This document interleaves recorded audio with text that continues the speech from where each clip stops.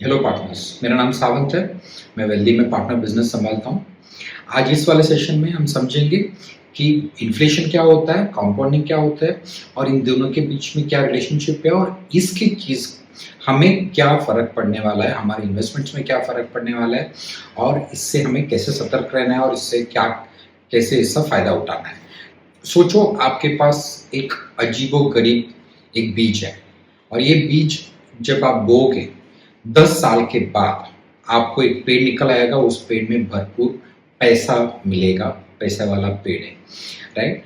तो बट एक कैच है, एक पेड़ का जो बीज है, इसके लिए आपको देना पड़ेगा 1 लाख रुपया। और अगर आप सोचोगे कि ठीक है, नहीं 1 लाख रुपया आज नहीं दूंगा, तो वही आगे जाके 10 साल में आपको वही बीज के लिए देना पड़ेगा 10 लाख रुपया। वही नहीं है, और ये जो पेड़ से जितना आपको फल मिलेगा उसका मूल्य भी कम रहेगा, इससे जो आप उसका अनुभूति कर सकते हो वो भी कम रहेगा, राइट? इसके साथ साथ ये एग्जाम्पल के साथ हम समझेंगे कि इन्फ्लेशन क्या होता है। इन्फ्लेशन टेक्निकली बोला जाए तो आज की डेट पे जो चीज़ खरीद सकते हैं और आगे जाके उसका जो मूल्य बढ़ जाता है उसी चीज़ के लिए, तो उसको इन्फ्लेशन बोला जाता है। एग्जाम्पल के तौर बताएं तो एक बोरी अनाज है आपके पास, पकड़ लेते हैं इसका आज का भाव है 1000 रुपया।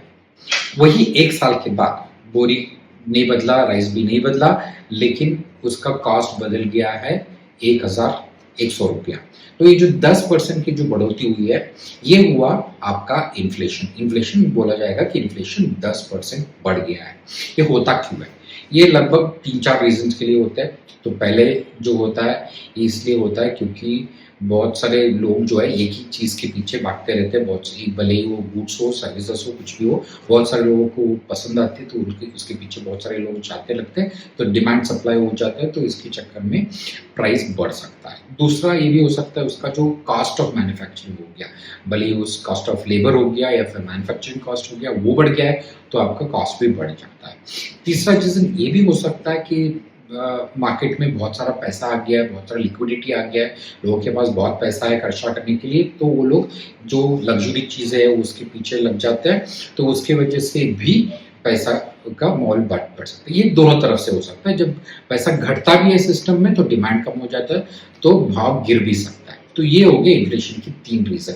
बट इससे सीख ये मिलती है कि आपका जो आज का पैसा अगर आपने इन्वेस्ट नहीं किया और ऐसे ही रखा, तो इसका मोल जो है दिन पे दिन घटता रहेगा, और आज जो खरीद सकते हो आगे जाके उसी चीज़ को आप कम और कम खरीद पाओगे, क्योंकि उसका मोल बढ़ गया है, राइट? उसी के साथ साथ जो ऑपोजिट विपरीत तरीका होता है वो उसको बोलते हैं कंपाउंडिंग। कंपाउंडिंग क्या होता है? सिंपल है, जहाँ पे आपका जो रिटर्न्स है, ये सिर्फ ना केवल आपका रिटर्न्स प्रिंसिपल पे रिटर्न मिलेगा, बट कि आपका रिटर्न के ऊपर भी रिटर्न मिलेगा।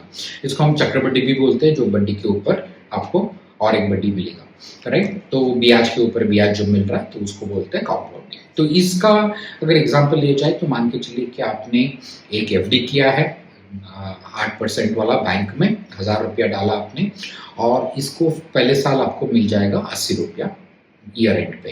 लेकिन अगले साल भी आपको 80 रुपये मिलेगा क्या? नहीं। अगले साल क्या हो गया, आपका 1000 रुपये नहीं कर रहा है, बट 1080 रुपीज़ लगा हुआ है। इसके साथ साथ आपको लगभग 86 रुपीज़ 40 पैसा मिल जाएगा।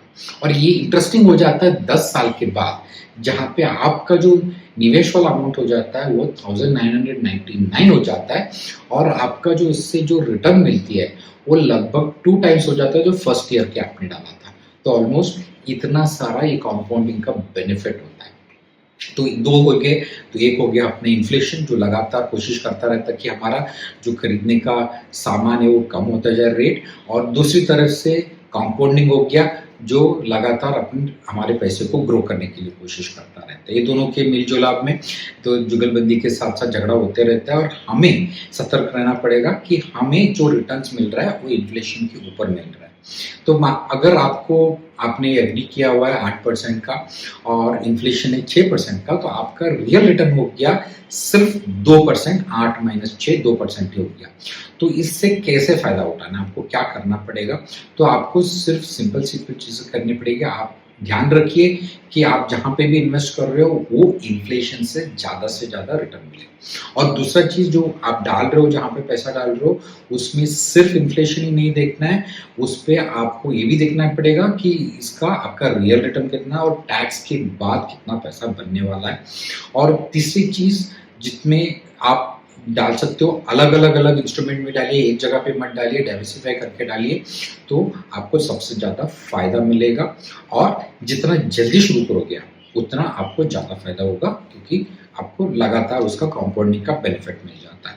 तो वही एग्ज़ाम्पल पे पीछे चलते हैं, आपको जो बीज बोना है, वो बीज आप लेट करोगे तो आपको शायद उसका फ़ायदा कम होगा। तो आपका एक ही काम है, एक ही मकसद है कि आप जितना जल्दी हो सके वो बीज बो, उसका एक जंगल बनाओ, उस जंगल से आप सबसे ज़्यादा पैसा बनते रहे आपका। तो उम्मीद करता हूँ कि आपने कंपाउंडिंग और इन्फ्लेशन के बारे में समझ लिया हो इस सेशन से। Thank you so much.